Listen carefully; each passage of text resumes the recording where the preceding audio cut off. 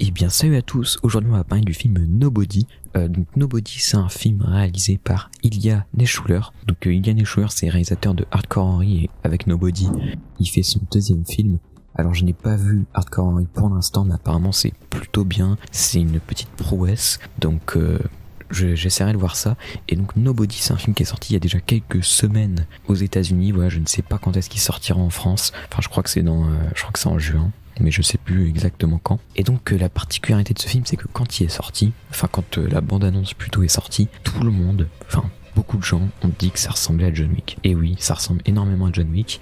D'ailleurs, c'est assez drôle parce que c'est le même scénariste. C'est le scénariste donc Derek Kolstad qui a écrit les 3 John Wick, qui a écrit également Nobody. Et on a vraiment une histoire similaire. Voilà, on va se retrouver avec le personnage de Hutch Mansell, qui est d'ailleurs interprété par Bob Odenkirk. Donc Bob Odenkirk, vous le connaissez sûrement pour Breaking Bad ou encore Better Call Saul. Voilà, moi je trouve que c'est vraiment un excellent acteur. Voilà, pour moi il peut tout jouer, et il nous le prouve encore une fois dans ce film, qu'il peut jouer un gars furieux, un gars qui peut jouer dans des films d'action tout simplement, et que j'imagine qu'il s'est entraîné pour savoir quand même apprendre des techniques de combat, etc., pour les chorégraphies, etc., qui sont d'ailleurs pas mal, mais on y reviendra. Donc Hutch Mansell, du coup, c'est un père de famille, voilà, sans histoire, et donc voilà, il a son petit travail, tout va bien. D'ailleurs le film commence, d'ailleurs on le voit dans une cellule en train de parler avec des gens il est en train de faire un interrogatoire, qu'on imagine ce que c'est la fin. Et oui, c'est la fin. Et du coup au début on voit justement un petit montage, voilà, avec des scènes qui durent une seconde,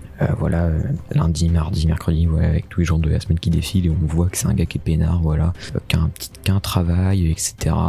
Mais bon, on se dit vite que quand on voit la bande-annonce du film, on se dit vite que le gars a un passé peut-être un petit peu plus sombre, et un jour il va se faire cambrioler.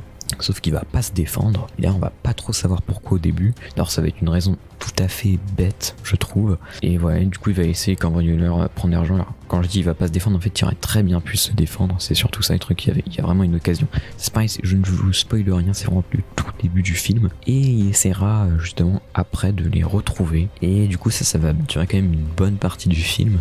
Et après il va se retrouver dans la mouise parce qu'il va se retrouver à blesser, je crois que c'est le petit frère d'une pointure, on va dire, de la mafia russe. Et du coup ça va vraiment le mettre dans la merde jusqu'au cou, parce qu'il va avoir des centaines de personnes sur lui, quoi. Donc du coup c'est un scénario très très classique, plutôt efficace, mais pour moi c'est clairement un sous John Wick. Moi j'aime bien la saga de John Wick. Le premier est bien, le deuxième est encore mieux, et le troisième est encore mieux. Je trouve que c'est vraiment une saga qui est en pente montante. Le dernier j'ai trouvé vraiment très très bon, j'étais dedans à 2000%, il y a des actions tout le temps. Alors je sais qu'il y en a qui ont été déçus du coup qu'il y ait des actions tout le temps. Là je trouve qu'avec Nobody, le réalisateur il a pas le talent de Chad Stahelski qui a réalisé les films John Wick. Je trouve que les scènes d'action sont limite un petit peu moins bien. Enfin ça encore je sais pas, parce qu'elles sont quand même super. Il y a une scène dans le bus, on la voit dans la bande-annonce, qui est géniale. Il y a plusieurs scènes qui sont bien. Enfin les scènes d'action, j'ai rien à dire, elles sont bien, mais voilà, j'ai pas trouvé ça de la même intensité qu'un John Wick. Donc du coup c'est assez dommage. Et puis c'est pareil, c'est assez bien rythmé, etc., mais surtout il n'y a pas autant d'action que dans les John Wick, je trouve. Et il n'y a pas plus d'émotion que ça. Enfin, ça délaisse pas justement l'action pour nous proposer autre chose. C'est vraiment un film assez court, hein, ça dure 1h30. Et surtout en plus, j'ai l'impression qu'ils avaient une idée pour 1 heure de film, mais qu'il fallait combler avec 30 minutes. Parce que le début, on va partir sur une intrigue, comme je vous l'ai dit, avec ces cambrioleurs, il va essayer de les retrouver, etc. Ça ne sert à rien dans le film. C'est-à-dire que il va se passer quelque chose, et c'est surtout la chose qui se passe dans le bus qui va déclencher autre chose. Quelque chose qui va se passer à ce niveau-là, au bout quand même de je crois 25-30 minutes de film, qui va mener vraiment à quelque chose. Donc au début, il présente un petit peu le personnage, mais ça aurait pu être fait beaucoup plus rapidement. Donc du coup c'est assez dommage, même si, comme je vous l'ai dit, c'est rythmé, du coup on ne s'embête pas du tout. On s'attache vraiment, je trouve, au personnage principal. Voilà, il est hyper attachant. Le gars il est tout seul, ça a l'air d'être quelqu'un de bon, et oui c'est quelqu'un de bon, parce que ce qui va déclencher toute sa misère, c'est en ayant voulu défendre quelqu'un, même si je pense que ça a l'air de les faire kiffer aussi de se battre. Et puis c'est pareil aussi, le côté John Wick aussi, c'est que le gars n'est pas du tout crédible, mais vraiment c'est pas du tout crédible. Il aurait dû mourir 20 000 fois. Enfin ça reste toujours un petit peu plus crédible, je trouve, que John Wick, mais il y a quand même déjà le gars est un peu moins fort, on va dire, que John Wick, hein. Voilà, il peut avoir du mal à se battre contre différentes personnes qui sont pas forcément des gars hyper forts en baston, quoi, alors que John Wick, même des gars qui sont chauds en baston, ils arrivent à s'en sortir voilà, un peu plus facilement. Mais il y a un moment, le mec il est chez lui, enfin voilà, je vais pas trop en dire sur le cadre spatio-temporel comme ça. J'évite de vous en dire trop. Et il y a des gens, enfin il y a des assaillants qui vont rentrer chez lui et le gars il va réussir à se défendre avec une batte de baseball et il va les défoncer quoi. Alors qu'ils ont des armes, ils sont une dizaine à rentrer dans. Enfin c'est peu crédible. Franchement, c'est peu crédible. Mais ouais, il y a quand même quelques scènes assez inventives. Voilà, des petites courses poursuites assez cool. Enfin, il y en a une seule et puis elle est pas très longue. Mais il y a des petits trucs, il y a des petites idées de mise en scène assez sympas. La mort finale est excellente. Enfin, est excellente. Enfin, je trouve que le dispositif de tuerie, on va dire, est pas mal vu.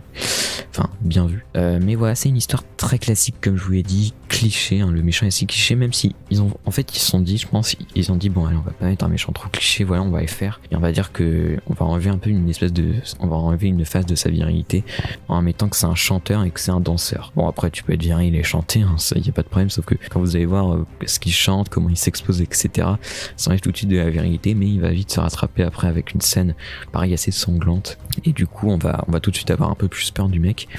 Mais voilà, donc du coup c'est un film très classique. Si vous aimez les films d'action, je pense que vous pouvez aimer, mais il y a rien de forcément plus original que ça, surtout que c'est un film aussi que j'avais envie de voir encore plus parce que j'ai appris il y a pas longtemps que c'était le chef opérateur, donc au niveau de la photographie des films de Ari Aster, donc Ari Aster qui est l'un de mes réalisateurs préférés, voilà, donc qui a réalisé Midsommar et Hérédité, et justement je trouve que ça fait partie vraiment des qualités de ces deux films, c'est la photographie donc de Paweł Pogorzelski, et du coup c'est bizarre parce que j'ai pas forcément remarqué une très très belle, enfin je sais pas, peut-être que c'est parce que j'ai pas vu le film dans une qualité incroyable, même si j'ai pas non plus vu dans une qualité mauvaise, je sais pas, mais j'ai pas vraiment, et puis surtout c'est surtout les cadres, hein, la photographie, enfin même si t'as aussi des couleurs, etc., les jeux d'ombre, machin, enfin c'est le cadre du truc, j'ai pas trouvé ça vraiment incroyable, donc ça m'a un petit peu déçu à ce niveau-là. Au niveau des acteurs, il n'y a pas que Bob Odenkirk qui joue dans ce film, il y en a d'autres.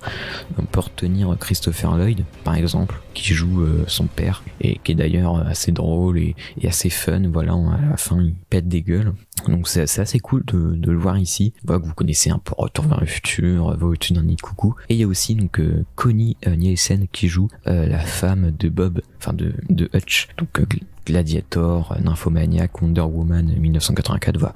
Donc on a du coup un casting assez sympathique. Le film il a coûté 16 millions environ, donc c'est pas mal franchement. Je trouve que 16 millions pour un film d'action, c'est bien. Franchement, je sais pas combien ont coûté John Wick. Je pense que John Wick 3 a coûté beaucoup plus cher que ça. De toute façon, c'est pas le même niveau. Là, on est dans un truc très classique avec des cadres, enfin des lieux très très simples. Voilà, tout est parti dans les scènes d'action, hein. Bon, John Wick a majorité aussi, hein, mais John Wick a un travail sur l'image, il y a un travail sur les couleurs. Et donc moi j'ai trouvé ça assez étonnant. Mais le film il y a quand même 7,7 sur 10 sur IMDb. Et je vous avoue que je comprends pas parce que c'est quand même une très très bonne note. Et pour moi, le film ne mérite pas une aussi bonne note, mais tant mieux pour lui, j'ai envie de dire.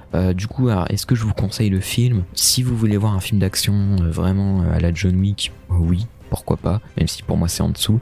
Par contre, si vous voulez vraiment voir un truc un peu nouveau avec de l'émotion, etc., je vais moins vous le conseiller. En tout cas, n'hésitez pas à checker, c'est sympa. Et puis ça fait toujours plaisir de voir Bob Odenkirk, qui est pour moi un très très bon acteur. C'est vraiment plaisir de voir tenir ici un rôle, tenir un film en fait à lui-même, hein, quasiment, parce que c'est vraiment lui pour moi qui fait toute la beauté si on peut dire que c'est un beau film, mais voilà, c'est lui qui porte sur ses épaules le film. Donc du coup j'espère que vous avez aimé cette petite vidéo. Allez, salut.